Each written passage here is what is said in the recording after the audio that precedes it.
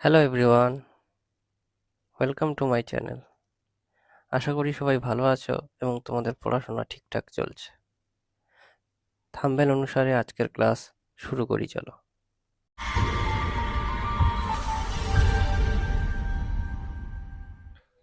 দেখো প্রথম অঙ্ক কি আছে। সিতারা বেগমের ফলের দোকানে 60টি পেয়ারা ছিল। তিনি তার মোট পেয়ারার 1/4 বিক্রি করলেন।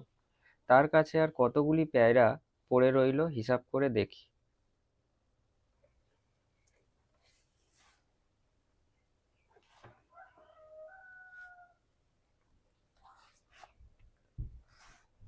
তাহলে প্রথমে আমার 60টি পেয়ারার 1/4 পেয়ারা মানে কটি পেয়ারা সেটা আমরা বার করে দেখব। তাহলে লিখবো এখানে 60টি পেয়ারার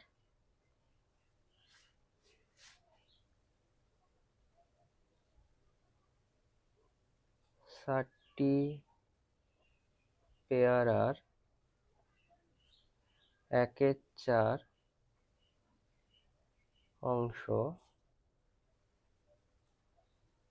পেয়ারা সমান 60 গুণিতক 1/4। 4 দিয়ে এটাকে কাটাকাটি করলে হয় 15। তাহলে সিতারা বেগম 60টি পেয়ারার মধ্যে 15টি পেয়ারা বিক্রি করে দিয়েছেন। তাহলে তার কাছে আর অবশিষ্ট পেয়ারা কতগুলো আছে? অতএব অবশিষ্ট পেয়ারা সমান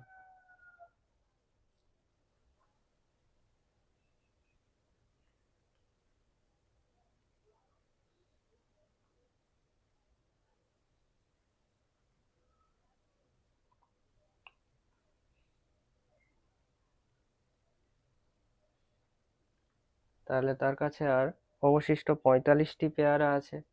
তাহলে এবারে অতএব দিয়ে উত্তরটা লিখতে হবে।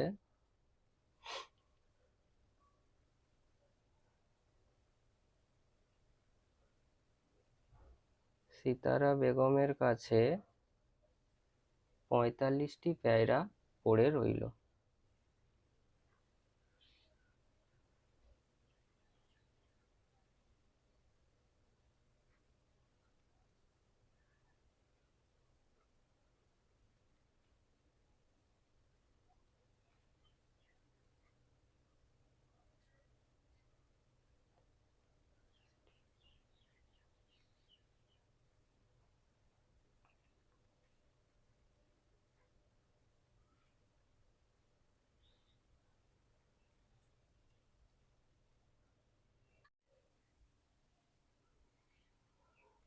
দেখো দ্বিতীয় অঙ্ক কি আছে, 2 নম্বর অঙ্ক কি আছে দেখো।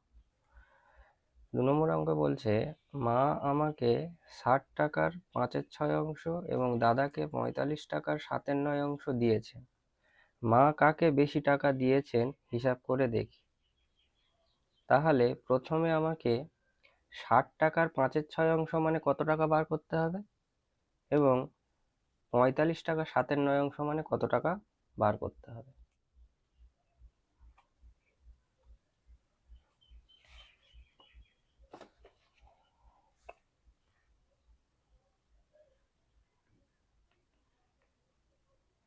তাহলে লেখো 60 টাকার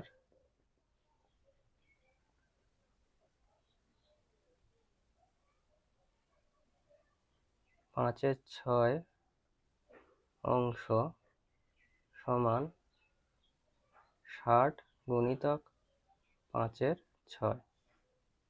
মানে যত টাকার কোনো টাকার মধ্যে কত অংশ সেটাকে বার করতে হলে তার সাথে সেই অংশটা গুণ করে দিতে হয়। তাহলে 60 টাকার সাথে 5/6 গুণ করে দিতে হবে। দিলে কত হবে? কাটাকাটি করলে 6 10 60, 10-এর সাথে 5 গুণ করলে 50। তাহলে 60 টাকার 5/6 মানে কত টাকা? 50 টাকা। একই রকম ভাবে 45 টাকার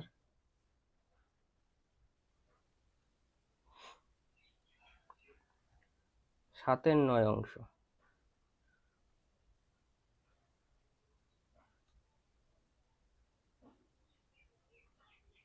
সমান 45 গুণিতক 97। একই রকমভাবে কাটাকাটি করলে 9 5 45, 5 7 গুণ করলে 35 টাকা। তাহলে 45 টাকা 97 মানে কত টাকা? 35 টাকা। তাহলে এই 60 টাকার 5/6 আমাকে দিয়েছেন মা, তার মানে কত টাকা দিয়েছে? 50 টাকা। আবার 45 টাকা 97 দাদাকে দিয়েছেন, দাদাকে কত টাকা দিয়েছে তাহলে? 35 টাকা। তাহলে কাকে বেশি টাকা দিয়েছে? আমাকে বেশি টাকা দিয়েছে। নিশ্চয়ই 50 টাকা 35 টাকার থেকে বড়। তাহলে এবারে অতএব দিয়ে আমরা লিখব, অতএব মা আমাকে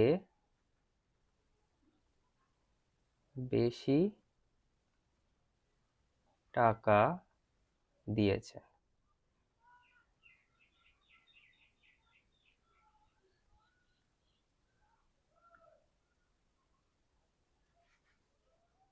দেখো আমরা পরের অঙ্কটা কি আছে দেখি।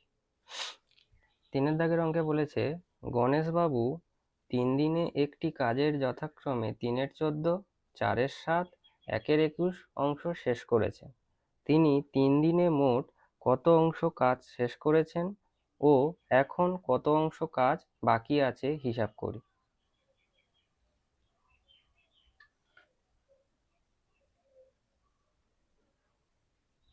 তাহলে এখানে আমাকে মোট কাজ ধরে নিতে হবে 1 অংশ। মনে করি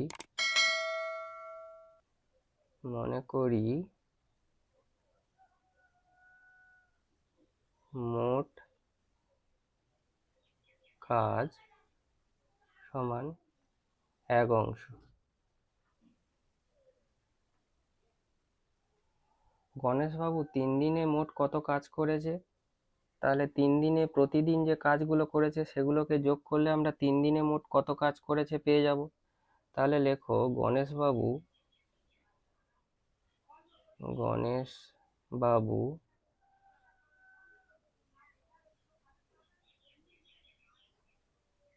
3 দিনে মোট কাজ করেছে।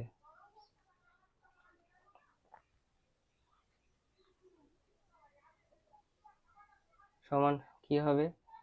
3/14 প্লাস 4/7 প্লাস 1/21। এবারে এগুলোকে তোমরা যোগ করে দাও। কিভাবে যোগ করবে? 14, 7 আর 21 লসাগু করব আমরা।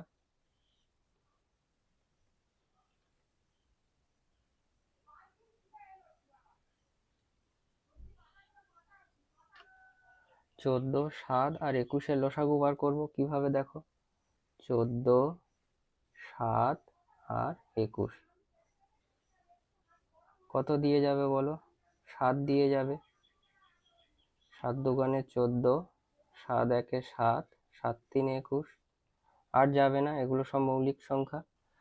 এবারে এগুলোকে আমরা গুণ করে দেবো। 7 3 দুগুণে 6, 7 ছক 42। তাহলে এদের লসাগু কি হলো? 42। এই 42কে 14 দিয়ে ভাগ করতে হবে, করলে কত হবে? 14 3 42। এই 3টা উপরের সংখ্যার সাথে গুণ করতে হয়। 3 3 কত হবে? 9 প্লাস আবার এই 42টাকে 7 দিয়ে ভাগ করলে কত হবে? 7 ছক 42। এই 6টা উপরের সংখ্যার সাথে গুণ হবে। 6 4 24। 42কে 21 দিয়ে ভাগ করলে কত হবে? 21 দুগুণে 42। 2টা উপরের সাথে গুণ করলে 2 একে 2। তাহলে এবার উপরের সংখ্যাটা যোগ করলে হবে 4 5 6, 6 আর 9 কত হয়? 15, 5 হাতে থাকলো 1 3।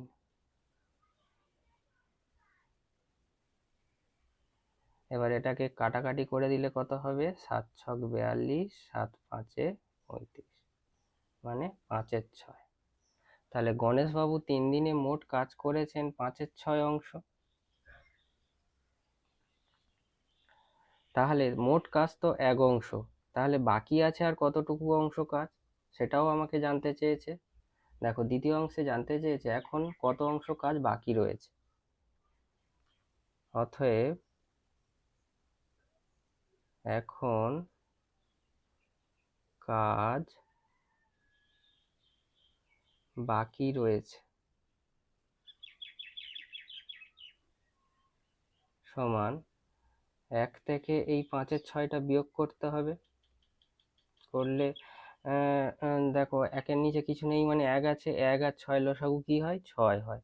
সেই 6কে 1 দিয়ে ভাগ করলে কি হবে? এর নিচে কিছু নেই মানে তো 1 আছে। সেই 1 দিয়ে এই 6কে ভাগ করলে কি হবে? 1 6 6, মানে 6টা উপরের সংখ্যার সাথে গুণ হলে 6 হবে। আর এখানে 6কে 6 দিয়ে ভাগ করলে 1 হবে, 1টা 5-এর সাথে গুণ করলে 5 হয়। 6 থেকে 5 বিয়োগ করলে কত হয়? 1, নিচে 6। তাহলে এখন কাজ বাকি রয়েছে কত? 1-এর 6 অংশ।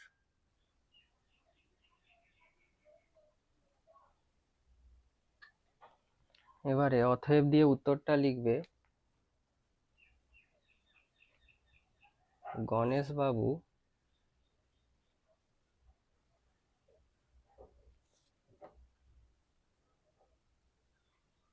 মোট 5-এর 6 অংশ কাজ করেছেন এবং 1-এর 6 অংশ কাজ বাকি রয়েছে।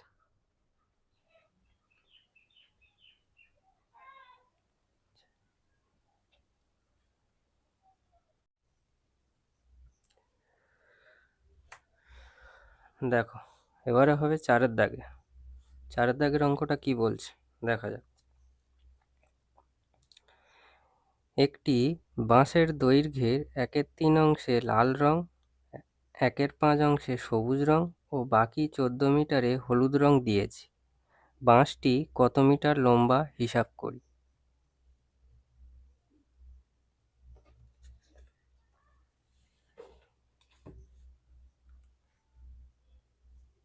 প্রথমে বাঁশটির দৈর্ঘ্য 1 অংশ ধরে নেবে। তাহলে লিখবে, মনে করি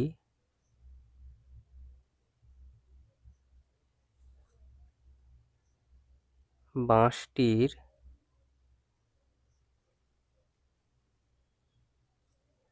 দৈর্ঘ্য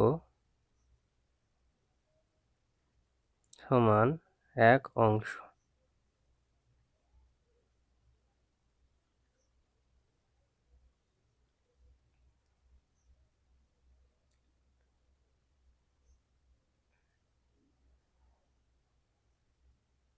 তারপর বাঁশটিতে 1-এর 3 অংশ লাল রং ও 1-এর 5 অংশ সবুজ রং।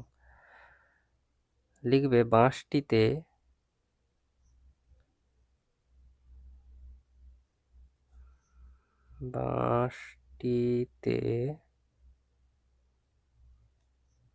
1-এর 3 অংশ লাল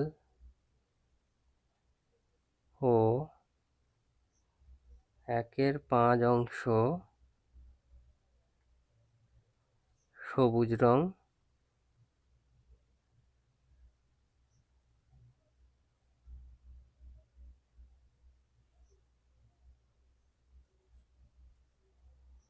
অতএব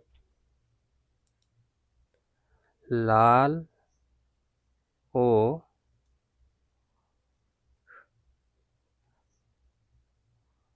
সবুজ রং বাদ দিয়ে বাঁশটির দৈর্ঘ্য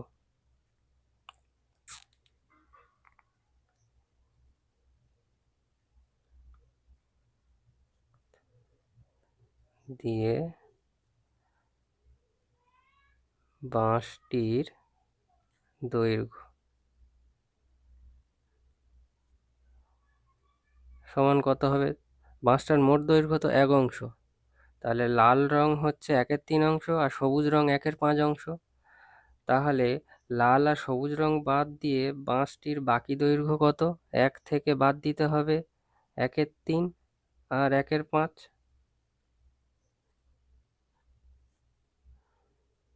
এত অংশ হবে। এটাকে বিয়োগ করো। তাহলে লসাগু হবে 15, 5 3 15।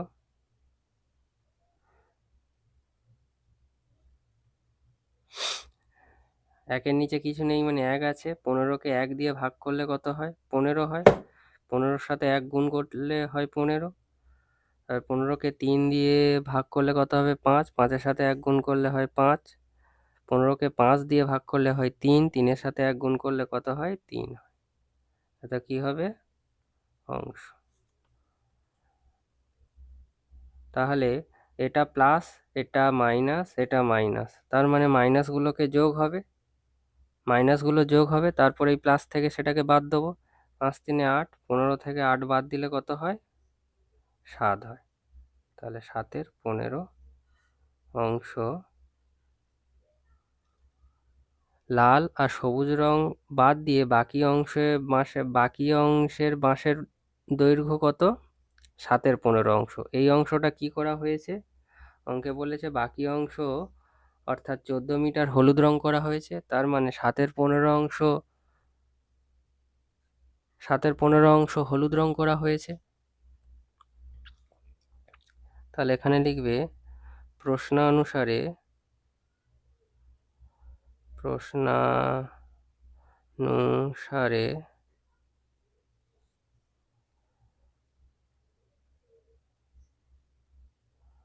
বাকি 14 মিটার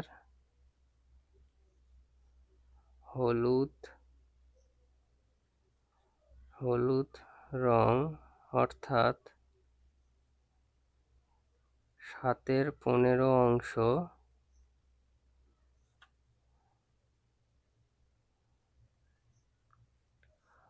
হলুদ রং করা হয়েছে।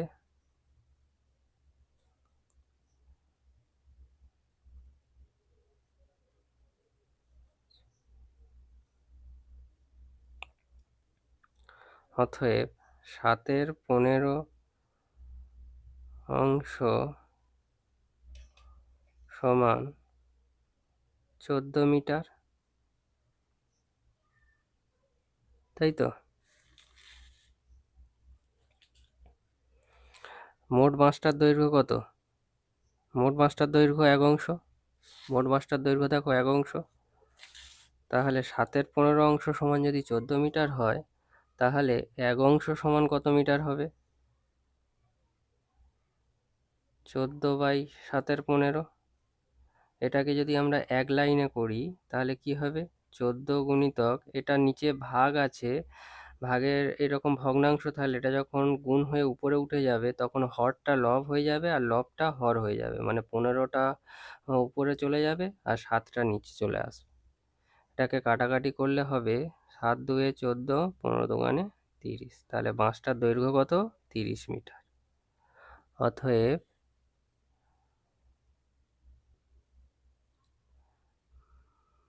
বাঁশটি 30 মিটার লম্বা ছিল।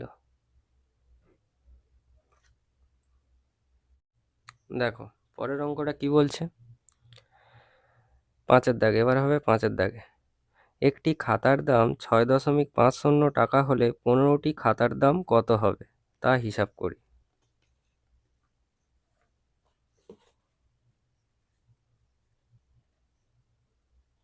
5-এর দাগে একটা খাতার দাম 6.50 টাকা, তাই লেখো একটি খাতার দাম সমান 6.50 টাকা। অতএব 15টি খাতার দাম সমান, 1-এর থেকে 15 বেশি তো, তাহলে বেশি হলে সবসময় গুণ হয়।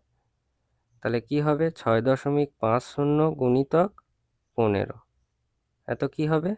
টাকা হবে। এবারে 6.50 সাথে 15 গুণ করো, 6.50 সাথে 15 গুণ করো।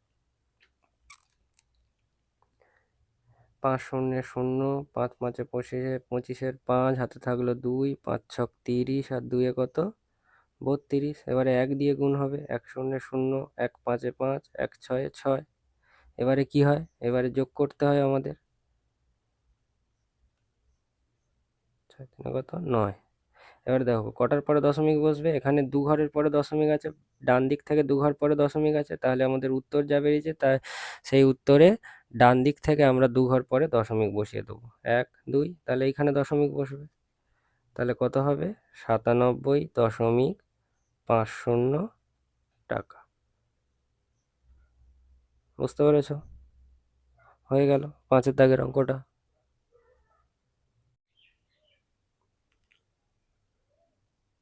দেখো পরের অঙ্ক কি আছে, এবারে হবে 6-এর দাগের অঙ্ক।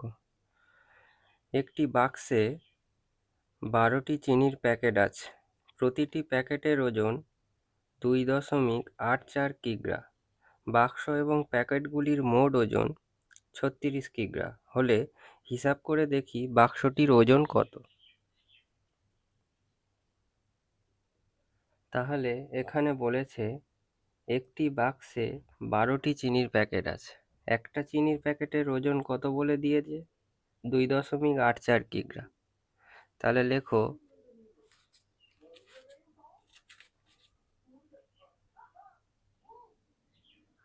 তাহলে লেখো একটি চিনির প্যাকেটের ওজন, একটি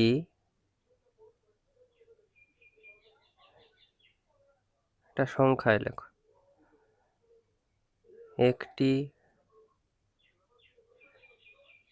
চিনির প্যাকেটের ওজন সমান 2.84 কেজি।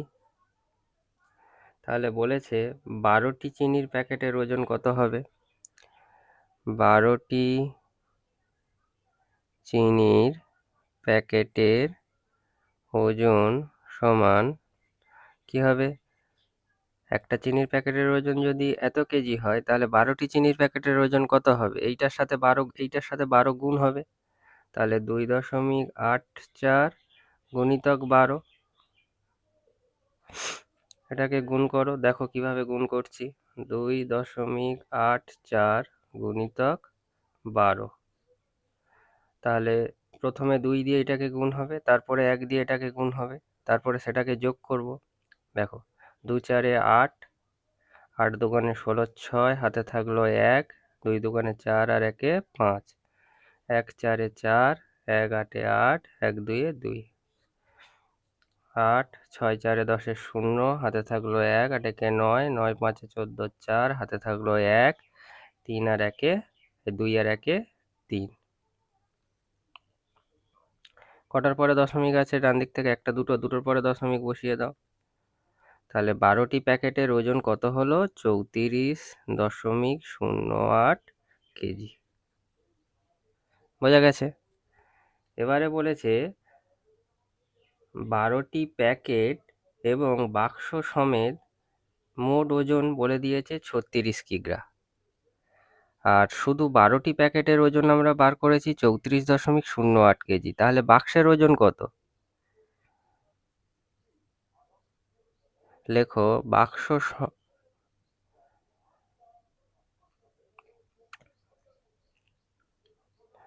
12টি চিনির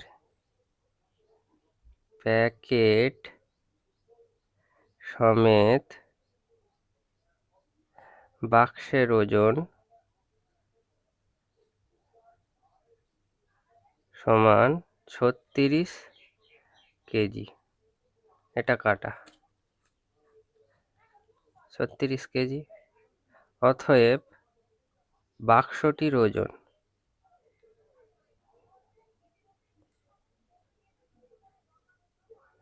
তাহলে 12টি চিনির প্যাকেট সমেত বাক্সের ওজন 36 কেজি আর 12টি প্যাকেটের ওজন 34.08 কেজি। তাহলে বাক্সটির ওজন কত? এইটা থেকে এইটা বাদ দেবো, দিলে বাক্সের ওজন পেয়ে যাব। 36 - 34.08। তো কি লিখব? কেজি লিখব। দেখো দশমিকের বিয়োগটা কিভাবে করব? 36 তো 36-এর পরে কিচ্ছু নেই মানে দশমিক দিয়ে দুটো শূন্য নিয়ে নেব। তারপরে আছে 34.08। এবারে বিয়োগ করা যেভাবে বিয়োগ করে সাধারণ নিয়ম অনুসারে সেইভাবে বিয়োগ করব।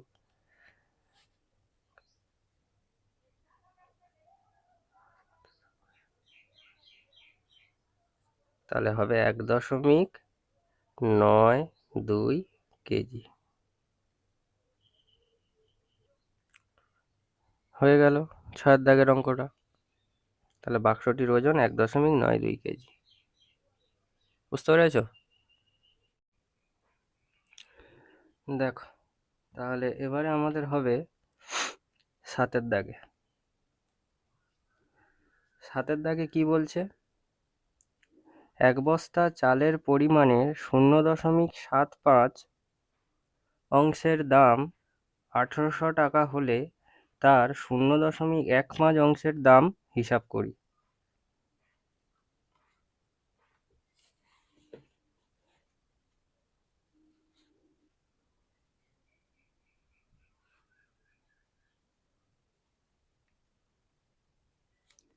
তাহলে 0.75 অংশের দাম কত টাকা বলেছে? 1800 টাকা। লেখো এক বস্তা চালের এক বস্তা চালের 0.75 অংশের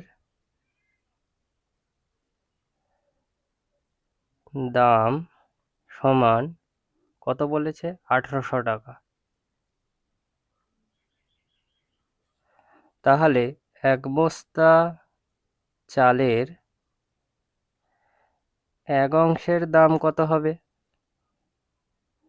এক অংশের দাম সমান হবে 1800 বাই 0.75 টাকা। আবার এক বস্তা চালের 0.15 অংশের দাম কত হবে? 1800 বাই 0.75 গুণিতক 0.15 এত টাকা। এই যে এইগুলোকে বলা হয় ডট ডট ডট, কারণ এই একই জিনিসগুলো না লিখে আমি এইভাবে ডট ডট লিখে গেছি, মানে এগুলোর মানে হচ্ছে এই একই লেখা। বোঝা গেছে? এবারে এটা কাটাকুটি করো। ফার্স্টে এই দশমিকগুলোকে তুলে দাও। কিভাবে তুলবো? দেখো 1800 বাই 75 গুণিতক 15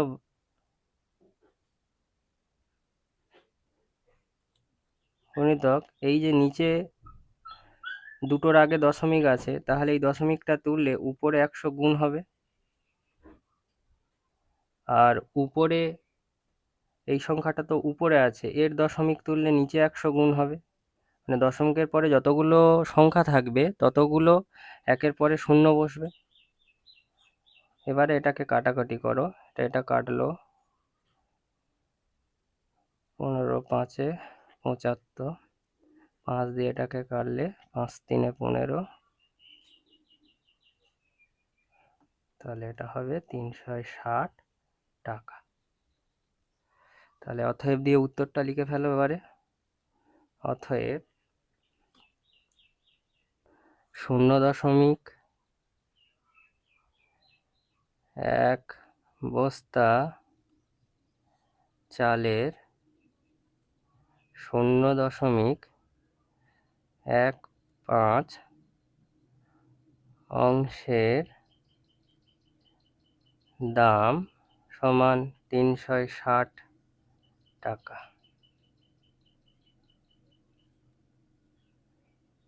ব্যাস হয়ে গেল তাহলে 7-এর দাগের অঙ্কটা। দেখো এবারে তাহলে আমাদের হবে 8-এর দাগে। 8-এর দাগের অঙ্কে কি বলছে? অনিতাদি তার জমির পরিমাণের অর্ধেকের 7/8 অংশ নিজের ভাইকে দিয়েছেন এবং বাকি জমি 3 ছেলেকে সমান ভাগে ভাগ করে দিলেন। প্রত্যেক ছেলের কত অংশ জমি পেল তা একটি চিত্রের সাহায্যে দেখায়।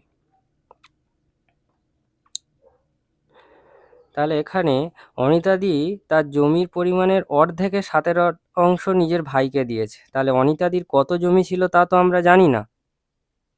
তাহলে অনিতাদির জমির পরিমাণ আমরা ধরে নেব 1 অংশ।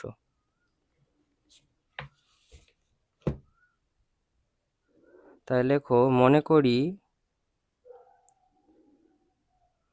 করি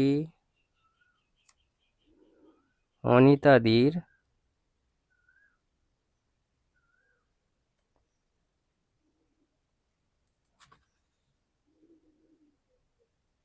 মোট জমির পরিমাণ সমান 1 অংশ।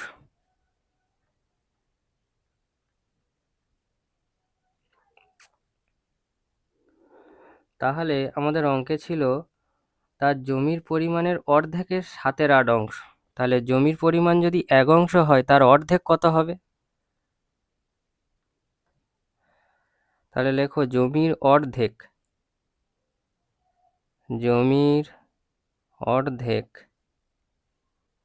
সমান কত হবে? 1/2। তাহলে এই অর্ধেকের 7/8 অংশ নিজের ভাইকে দিয়েছে। তাহলে এবারে লেখো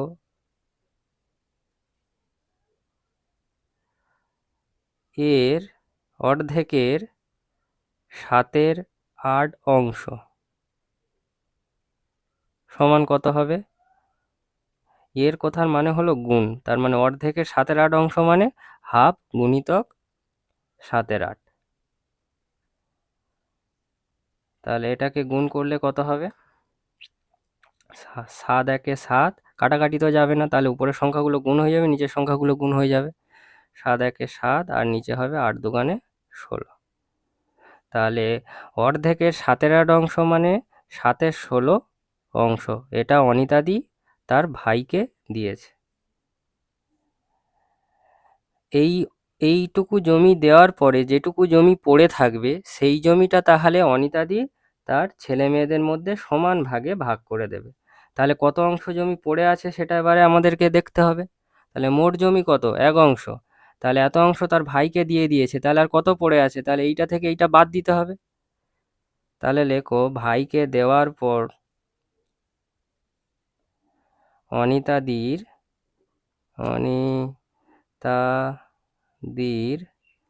ভাইকে দেওয়ার পরে বাকি জমির পরিমাণ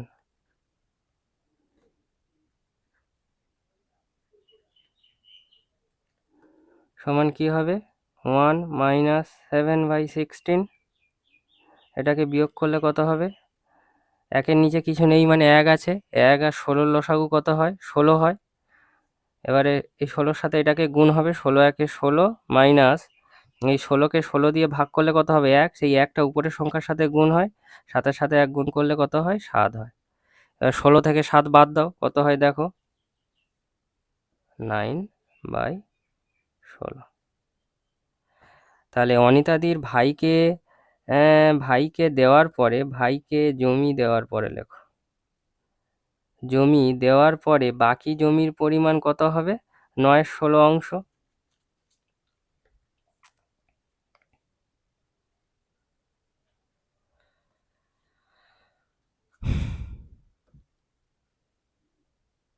এবারে এই 9/16 অংশ অনিতাদি তার 3 ছেলেকে সমান ভাগে ভাগ করে দেবে। তার মানে কত হবে? মানে প্রত্যেক ছেলে কত করে পাবে এটা আমাকে জানতে চেয়েছে। তাহলে এবারে লিখবে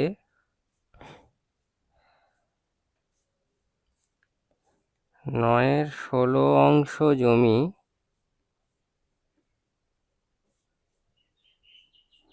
অনিতাদি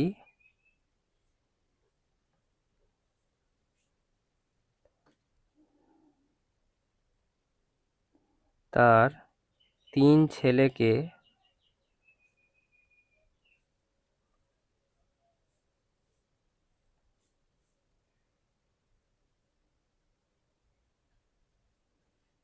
সমান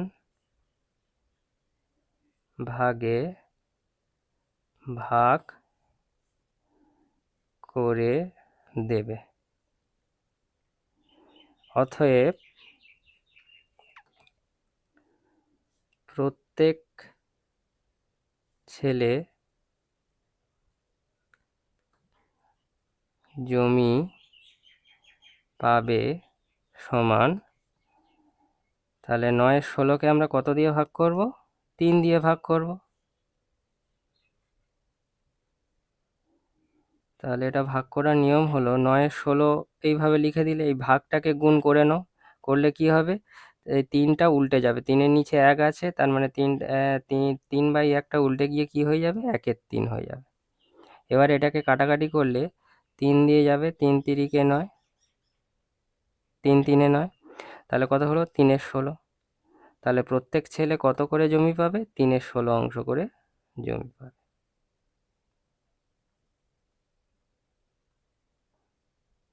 ব্যাস হয়ে গেল 8 দাগের অঙ্কটা।